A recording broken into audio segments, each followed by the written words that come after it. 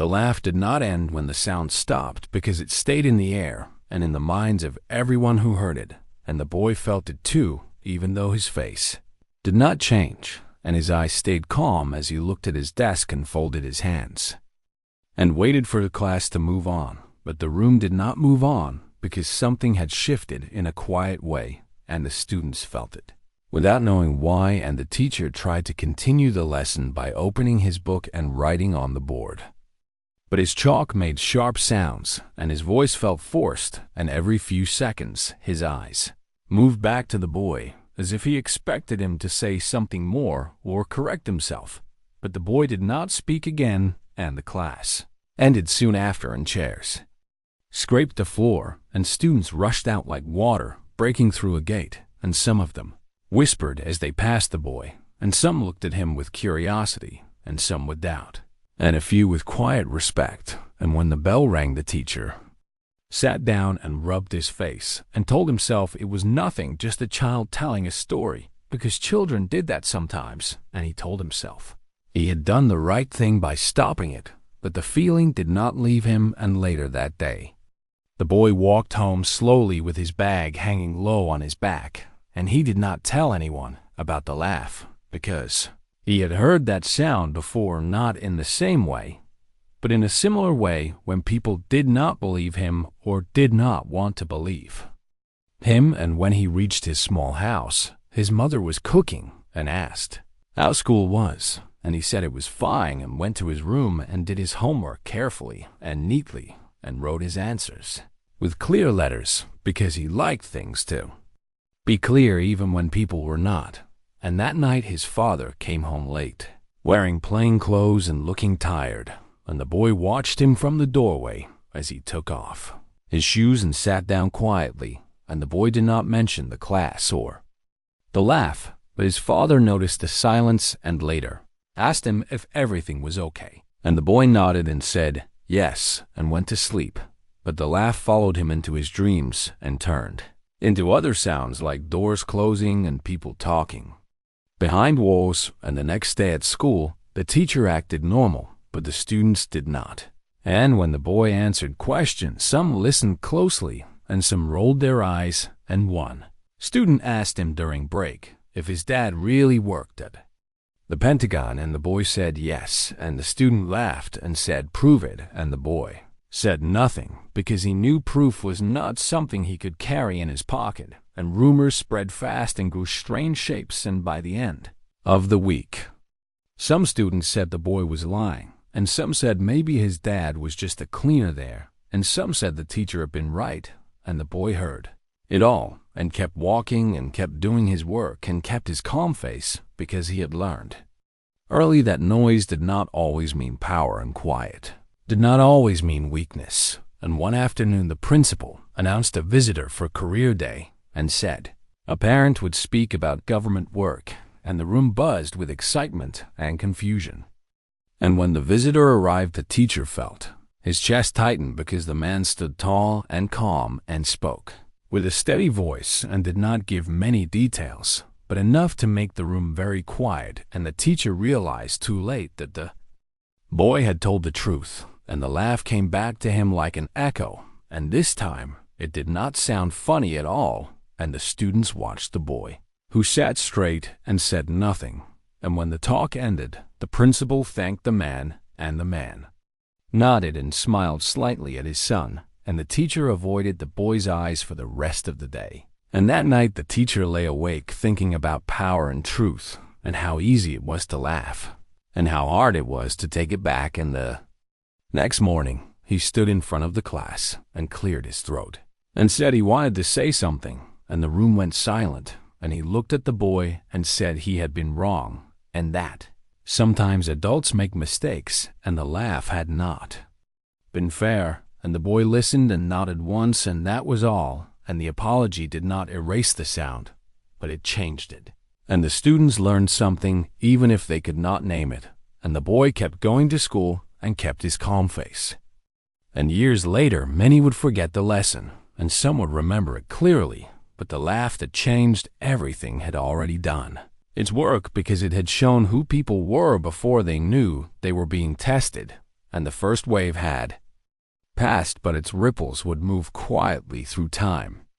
The days after the apology did not feel normal because something unseen had started moving through the school like a slow wind, and people felt it without understanding it, and the boy noticed the change first because eyes followed him now, not with laughter, but with questions, and the teacher tried to act kind by calling on him more often and praising his work, but the kindness felt heavy and careful, like someone walking on thin ice, and the boy accepted it quietly and kept his voice steady when he spoke, and his answers were always clear and correct, and soon other teachers began to hear the story, and some nodded with interest, and some felt uneasy, and a few pretended not to know at all, and the principal watched closely because attention was not something the school liked. And one afternoon a group of students gathered around the boy during break and asked him what it was like to have a father who worked in such a place, and the boy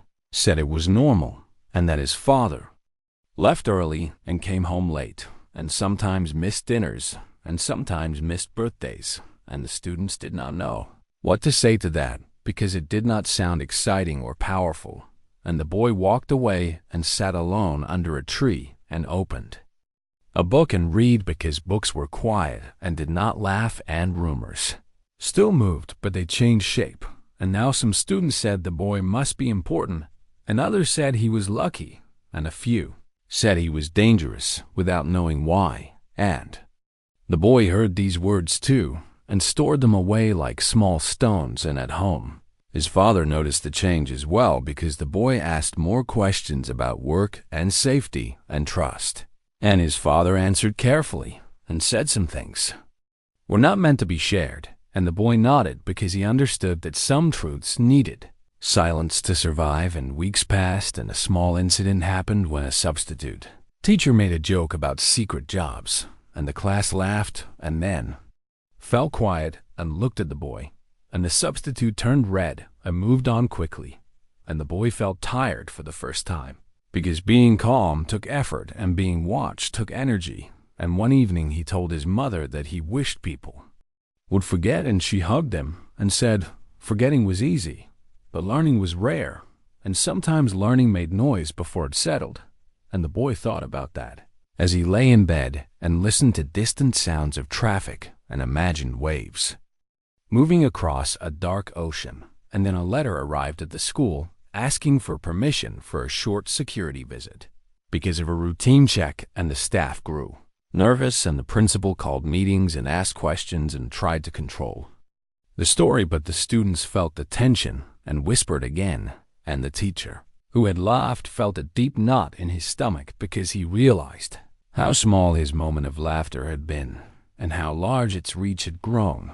And when the visitors arrived, they were polite and quiet and spoke to the principal and left without trouble. But the school did not relax because once you see behind a curtain, you cannot forget it was ever there. And the boy walked through the halls like always, but now he noticed people stepping aside slightly to let him pass, and he did not like that because he wanted to be seen, not avoided, and he focused on his studies and joined a science club and helped others with homework. And slowly some students began to see him as just a classmate again, and that felt like a relief. And one day, the teacher assigned a group project and placed the boy with students who had once laughed, and the room felt tense.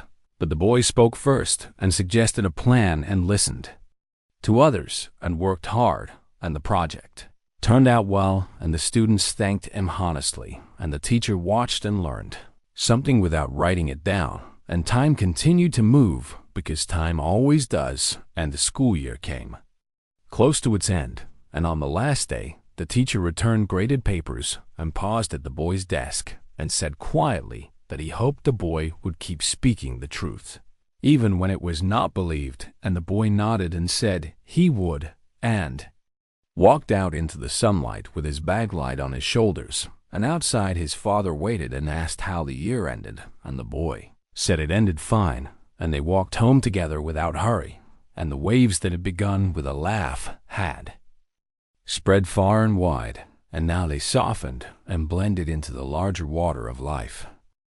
And the boy knew there would be other laughs and other doubts in the future. But he also knew something stronger had formed. Inside him a steady center that did not need approval to stand, and that knowledge would guide him quietly long after the classroom and the teacher and the sound of that laugh faded into memory. Years passed, and the boy grew taller and quieter and stronger in ways that did not show on the outside, and the school became a memory. But not a forgotten one, because moments like that stayed tucked inside him like folded paper. And when he moved to a new school in a new place, he chose his words carefully and learned when to speak and when to stay silent.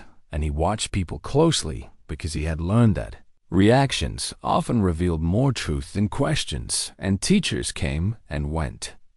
And most never knew his story, and that felt like freedom, and his father continued his work with the same calm routine and never spoke of it in detail. And the boy respected that silence and filled his days with study and sports and helping his mother and reading late into the night. And sometimes when he heard laughter behind him, his body stiffened for a moment before relaxing again, and he reminded himself that not every laugh carried the same meaning, and not every doubt needed an answer. And in high school, a history teacher once spoke about power and belief, and how people often laughed at things they did not understand, and the boy felt a quiet heat in his chest because the words touched something old and deep, and he raised his hand and spoke carefully about respect and truth and how harm could come from small, careless moments. And the class listened, and the teacher nodded and thanked him, and no one laughed, and that moment felt like a soft closing of a door that had been left open for too long. And later the boy chose to study subjects that asked questions and demanded patience, and he learned to analyze facts and weigh evidence and think before judging, and his calm nature became a strength others noticed and trusted, and friends came slowly, but they stayed and knew him for who he was, not for who his father was. And when he was older, his father finally spoke a little more, not about secrets, but about responsibility, and said that power was not loud, and that real work was often unseen, and that words could protect or damage, depending on how they were used. And the boy listened and understood that the laugh from long ago had been careless, not cruel, and that understanding helped him release some of the weight he had carried. And one day he returned to his old town for a short visit and passed by the school and stood outside the gate for a moment and watched children run and shout and laugh freely, and he wondered how many small moments were shaping their futures without anyone noticing. And he hoped their teachers chose kindness when they could, and curiosity when they could not be sure. And as he walked away, he felt no anger, only a quiet awareness and gratitude for the strength that had grown from that early test. And later in his life, he found himself in a room where his voice mattered and people listened. And when someone spoke a truth that seemed unlikely and others smiled or doubted, he remembered the sound of that first laugh and chose to respond with questions instead of judgment. And that choice changed the direction of conversations and sometimes decisions, and sometimes lives in small ways that would never be recorded.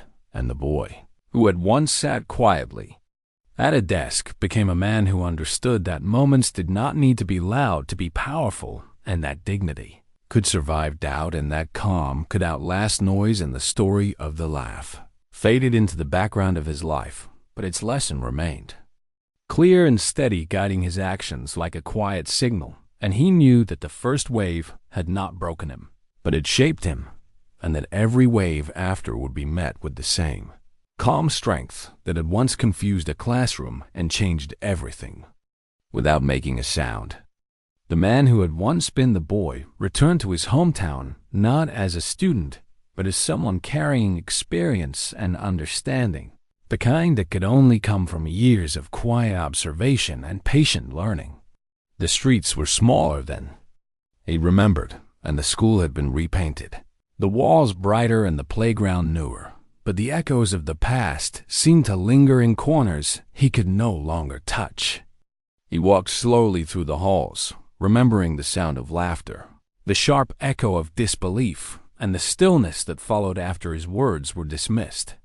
No one knew him now, and perhaps that was exactly as it should be, because the man understood that life was rarely about recognition. It was about understanding and holding steady in the middle of storms that others could not see. He visited the classroom where it had all begun. The desks were smaller, the chalkboard replaced by a smart screen, and the echoes of his youth seemed faint, almost like a whisper rather than a roar. He ran his hand over the desk where he had once sat, remembering the weight of silence, the curiosity, the whispered doubts, and even the occasional kindness. Sitting there, he could feel the pull of memory, but he also felt something else, a strange satisfaction, a sense of completion. The first wave, the laughter, the doubts, the questions, had shaped him into someone who could navigate both attention and indifference with the same calm. He realized that what had seemed like ridicule at the time had been an early lesson in perception and truth, and he carried that lesson carefully, like a fragile, glowing stone. Later that day, he visited the park where he had spent so many afternoons alone, reading or thinking while others played. The swings creaked in the wind, and the scent of fresh grass reminded him of the moments when his world was smaller but already complicated. He remembered how he had learned to notice the subtleties of human behavior, how a glance could reveal doubt, how a pause in conversation could hold as much meaning as words. Those skills had stayed with him, guiding him through high school, through college, and now into adulthood. He had learned that strength was often invisible, that power often moved quietly behind the surface, and that patience could accomplish what shouting never could. As he walked further, he saw a group of teenagers gathered near a bench, talking and laughing. Something about their energy reminded him of himself, of how he had once been watched and judged and laughed at, and he felt a wave of empathy for them. One of the teens stumbled while running, and another laughed, a clear, unthinking sound. But the boy, now a man, did not flinch. He understood that laughter could mean many things: confusion, joy, disbelief, mockery, or even admiration. He knew the importance of responding carefully, of seeing beyond the immediate sound to the intent behind it. That insight had saved him more than once in life, and he hoped it might someday save someone else as well. Later in the afternoon, he visited the small library near the edge of town, a place that had been a refuge when he was younger. The librarian, an older woman with kind eyes, recognized him faintly and smiled. She remembered a quiet boy who had always asked questions and read books far beyond his age. He browsed the shelves, noticing the same titles that had once absorbed him, and for a moment, he felt a bridge between who he had been and who he had become. In these quiet spaces, he understood. Knowledge was not just information, but power to see clearly, to act wisely, and to remain steady when the world tried to sway you. Evening came, and the man sat on a bench overlooking the river that ran along the edge of town. The water moved in steady waves, gentle and persistent, and he felt a strange kinship with it. The first wave of laughter, the ripple of doubt, the subtle judgments, and the quiet lessons, they all felt like part of a larger current, one that he had learned to navigate without fear. He realized that life would always bring waves, small and large, that would test patience, courage, and clarity. But the key was to remain steady, to observe before reacting, to speak truth without needing it to be believed, and to allow the currents to pass without being swept away. As night fell, the town quieted. The streetlights glowed softly, casting long shadows across empty streets. The man walked home slowly, noticing the familiar shapes of buildings, the faint smell of food from open windows, and the distant hum of life continuing uninterrupted. He thought of his father, of the lessons learned at home, the silent guidance, the steady presence that had always been there. The boy who had sat calmly while the world laughed had grown into a man who understood the weight of responsibility and the quiet strength of truth. He realized that every laugh, every doubt, Every whispered rumor had been a teacher in disguise, shaping him more profoundly than praise ever could. Before returning to his current life, he paused once more at the old school. The lights were off now, and the playground was empty, but he could almost hear the faint echo of that first laugh. He smiled quietly, not because it had been funny, but because it had been necessary. Without it, he might not have learned the patience to listen, the courage to speak truth, or the strength to stand steady when others faltered. The laughter had not broken him. It had built him stone by stone, wave by wave.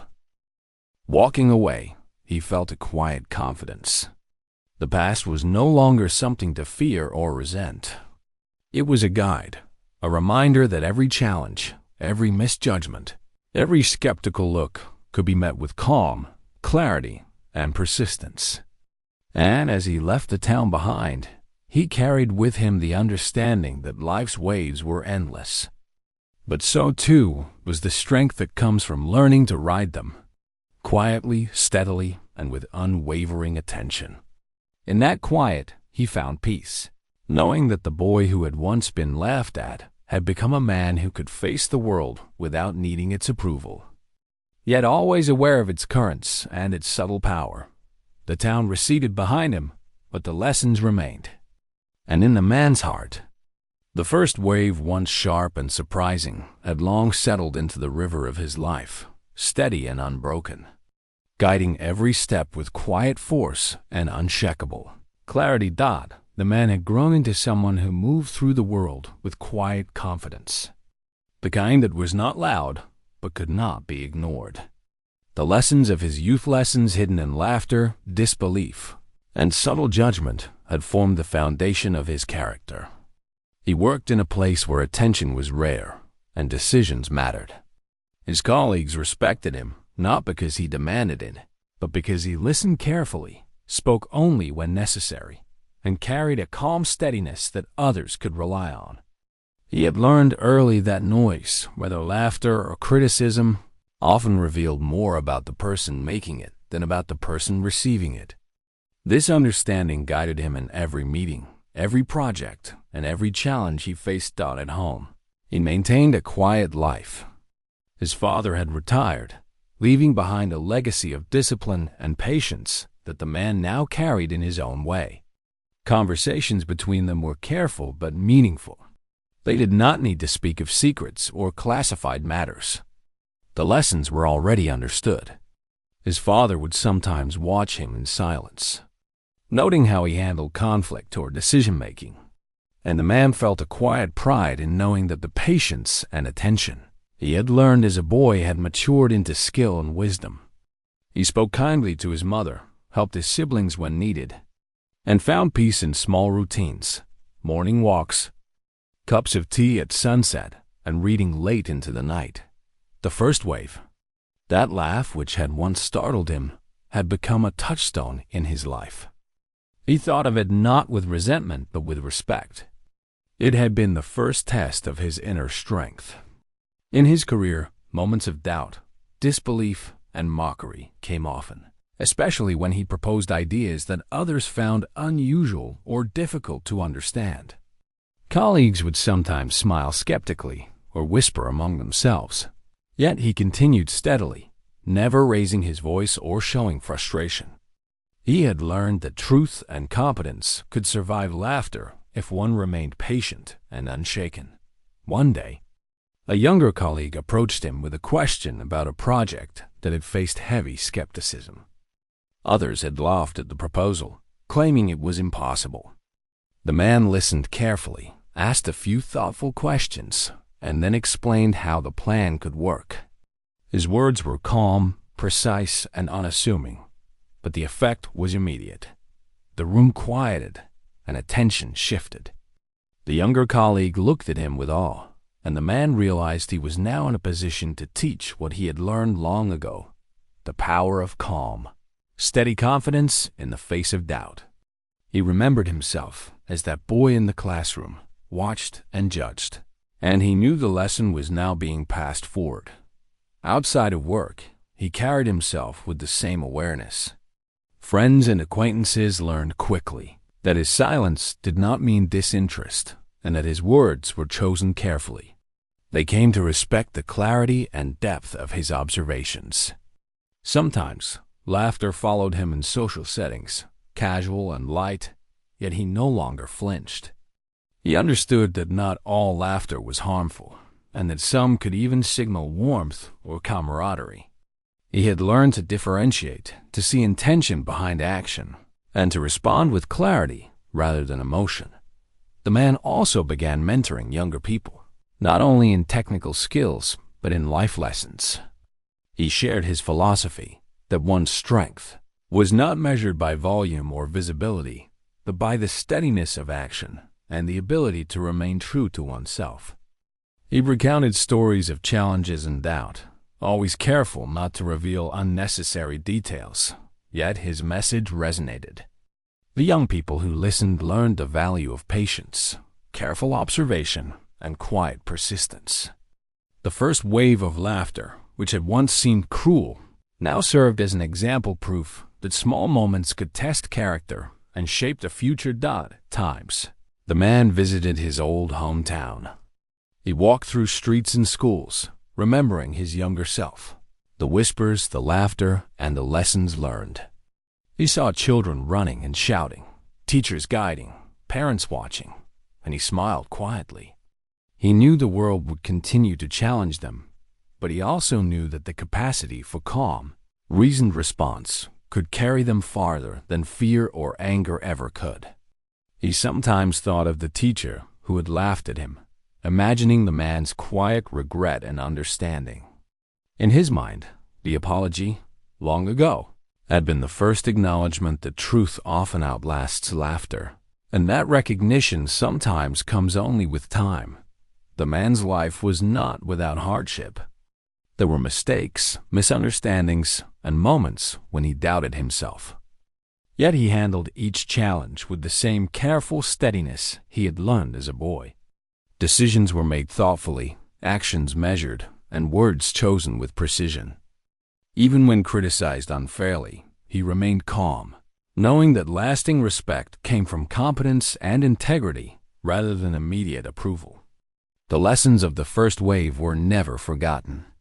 They were embedded in every choice, every reaction, and every interaction. As he grew older, he realized the impact of that early experience stretched beyond his own life. His calm and steady approach influenced others quietly, changing decisions, shaping attitudes, and building trust. People began to seek his guidance not because he demanded it, but because they had learned to recognize the strength that lies in patience and clarity. He understood finally that the laughter of the past had not been a setback. It had been a training ground. One evening, sitting quietly in his study, the man reflected on the journey. He thought of the boy who had been laughed at in a classroom, the small ripples of doubt, the whispers, and the eventual understanding. He saw the long line of events, choices, and observations that had led him to this point. The laughter, once sharp and frightening, had become a teacher, shaping him into someone who could face life's waves with calm strength. He realized that the power he carried was invisible but undeniable, built on patience, observation, and unwavering truth. In the end, the man understood that life's first waves, the challenges, the ridicule, the tests of character, never truly disappear. They leave marks, teach lessons, and create strength. He had learned to ride them, to turn uncertainty into understanding, and to respond to disbelief with patience and clarity. The laughter that had once startled a classroom now echoed softly in memory, a reminder that every wave, however small, could change the course of a life forever. And so he continued forward, steady and unshaken, carrying the lessons of the past, shaping the present, and preparing quietly for the waves yet to come. He had become a man defined not by the opinions of others, but by the calm strength forged in a single classroom, in a single moment, a single laugh. The first wave had passed, but its effect endured, flowing through his life like a river that never stopped moving, shaping every choice, every word, every action with quiet, unyielding force. The man had lived long enough to understand that life's currents never stopped. Every choice, every word, every glance carried consequences, some small, some profound, and each could ripple far beyond the moment in which it occurred. He often thought back to the classroom where it had all begun, the laughter, the disbelief, the whispered doubts, and he realized that those moments had not been random or cruel. They had been the first wave, the testing ground that had shaped his resilience, his patience, and his understanding of truth. That wave had moved quietly at first, but had left ripples that guided him through every challenge since. He now found himself in a position where others relied on his judgment. Young professionals sought his guidance, colleagues deferred to his counsel, and even those in positions above him respected his perspective. Yet he carried none of it with arrogance. He had learned early that real power was quiet, that visibility did not equal influence, and that patience and steady attention could accomplish more than haste or loudness ever could. In meetings, he listened before speaking. In disagreements, he weighed words carefully. And in moments of tension, he remained calm, aware that the first wave had taught him that reactions born of fear or pride could destroy more than they ever created. Family life had become a sanctuary. He and his father spoke occasionally, mostly in shared silences or brief remarks about life and work, each conversation holding a weight of understanding that did not need words. He had inherited his father's quiet discipline, but he had also shaped it with his own experiences, the lessons of observation, patience, and measured response. His mother had grown older, and he visited her often, finding joy in her stories, in small domestic routines, and in the simple act of presence. At home, he could finally allow himself to rest, to reflect on the life that had grown from the boy who had been laughed at and doubted. The man also thought often of the children he had once observed from afar, those who had run through the playgrounds and filled classrooms with laughter. He understood now that life would continue to challenge them in ways they could not yet comprehend. The world could be loud, chaotic, and sometimes unfair, but he had learned that inner steadiness could survive even the harshest currents. He wanted to pass this lesson forward, not as a lecture, but as an example.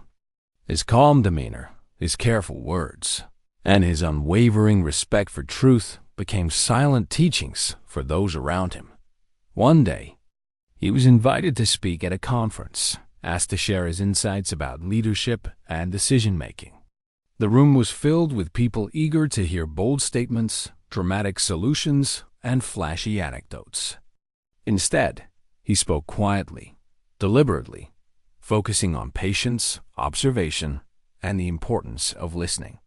He told stories about challenges that seemed small but carried lasting consequences, about moments of doubt and disbelief, and about the importance of standing firm in truth without needing immediate validation. The audience was captivated not by drama, but by the quiet power of clarity and integrity. Later, several attendees approached him, confessing that they had never considered the strength required to remain calm in the face of ridicule or skepticism. He realized that the lesson of the first wave, originally born in a classroom, in a laugh, in a moment of doubt, was now reaching far beyond the walls of that school, shaping others who had never known him as a child as the years passed. He also saw how easily the world could misunderstand, misjudge, and underestimate people.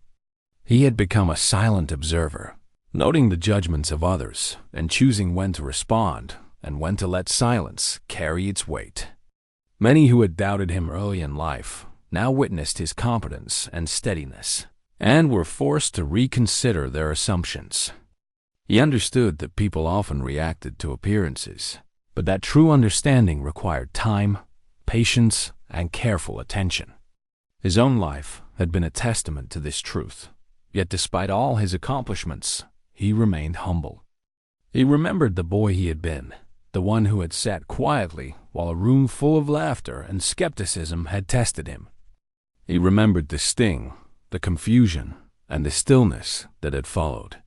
He realized that what had felt like weakness at the time had been the very beginning of strength. That first wave had not been an obstacle. It had been a teacher, shaping him in ways that were invisible to others, but undeniable in his own life.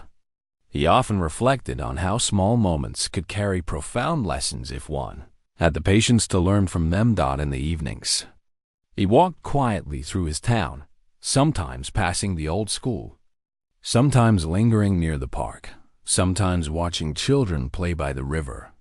The laughter he heard now was different, free, unguarded, and without judgment. He felt a gentle warmth when he saw young people learning, failing, and growing, knowing that the currents of life would test them too, just as they had tested him.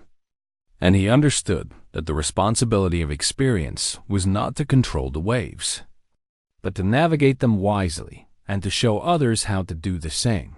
Toward the end of his life, he wrote in his journal not to boast, but to reflect. He described the laughter, the disbelief, the doubts, the lessons, and the steady growth that had followed.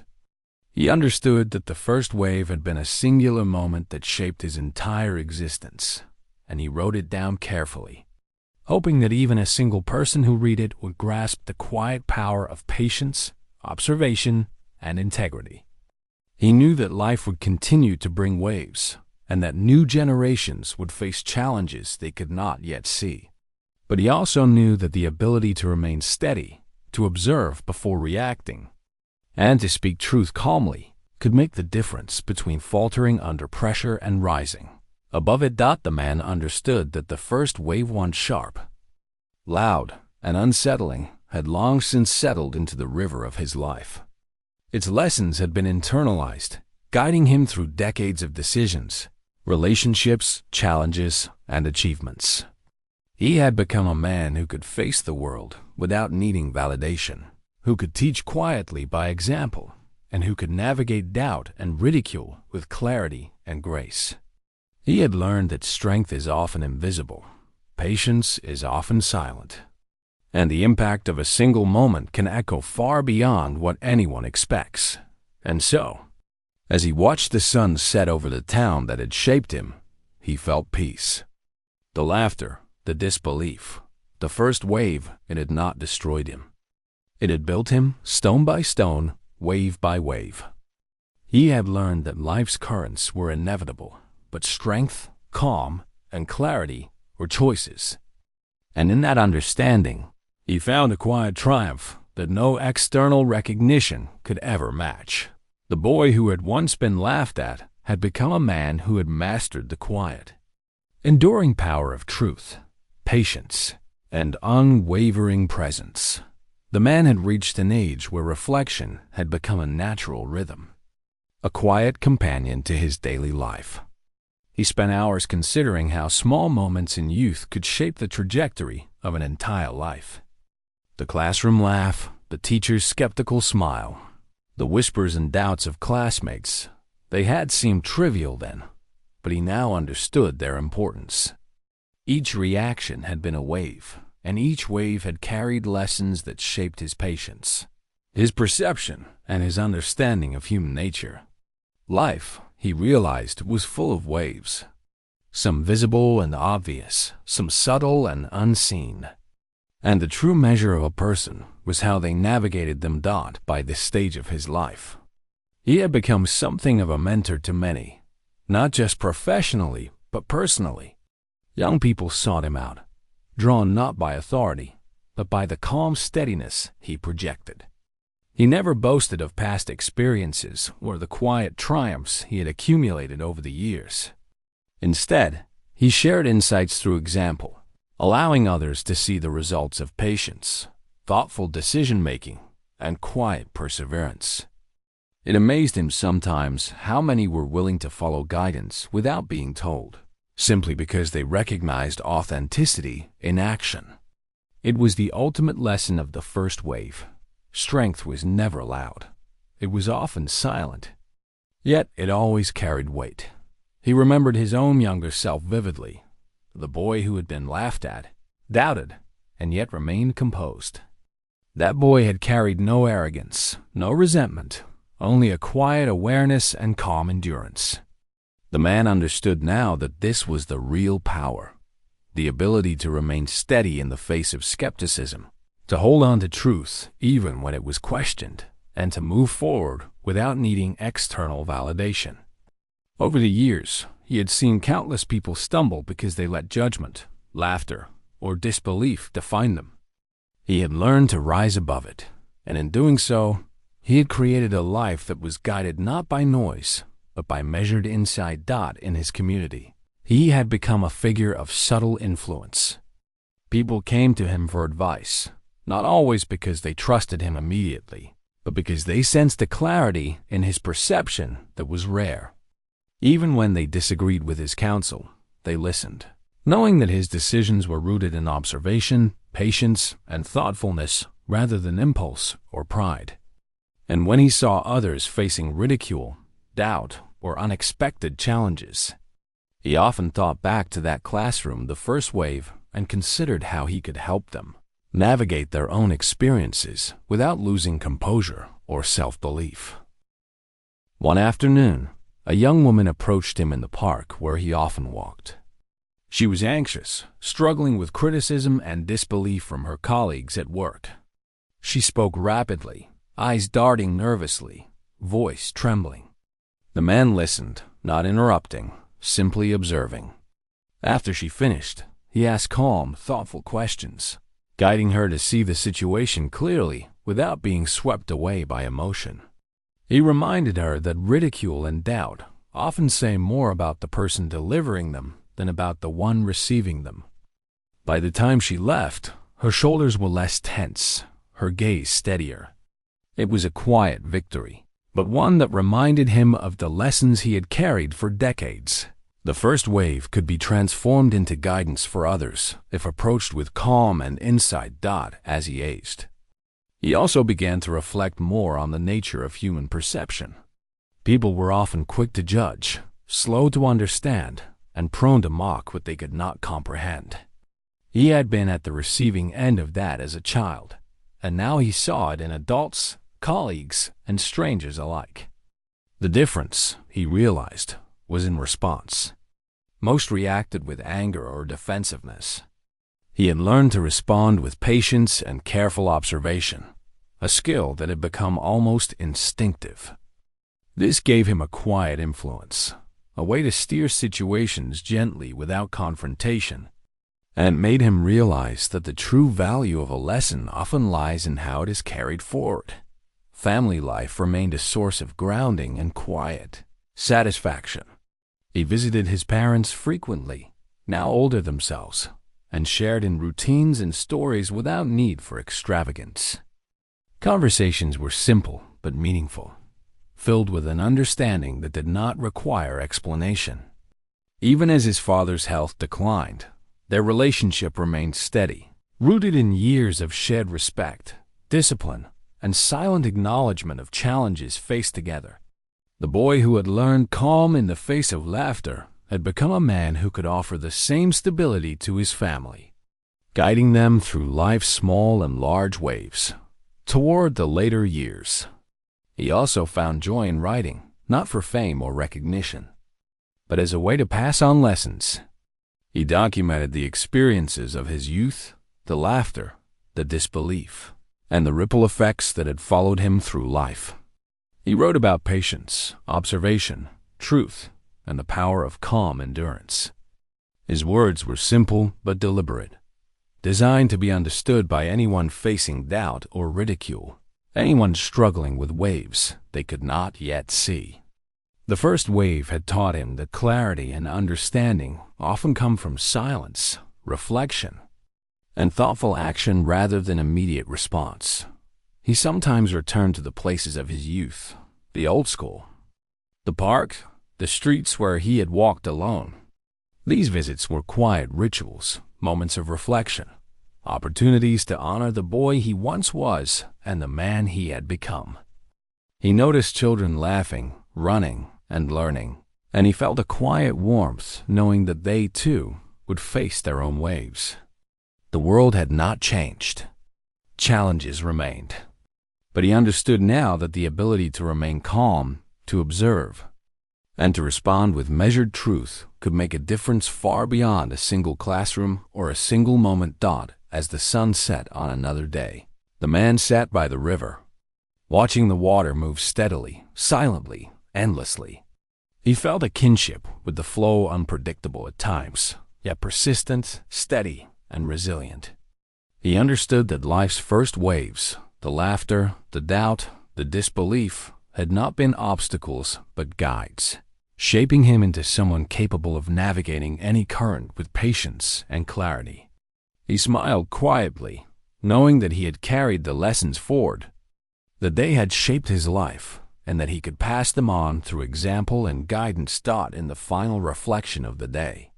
He realized that life's first wave, once startling, unexpected, and seemingly cruel, had become the foundation of his strength. It had shown him the value of calm endurance, the power of observation, and the importance of truth unshaken by disbelief. And as he watched the river flow, he understood that every wave, however small or large, held the potential to teach, to shape, and to transform. The boy who had once sat quietly in a classroom, facing laughter and doubt, had grown into a man who could meet the world with unshakable clarity, quiet influence, and enduring strength, knowing that the ripples of a single moment could last a lifetime,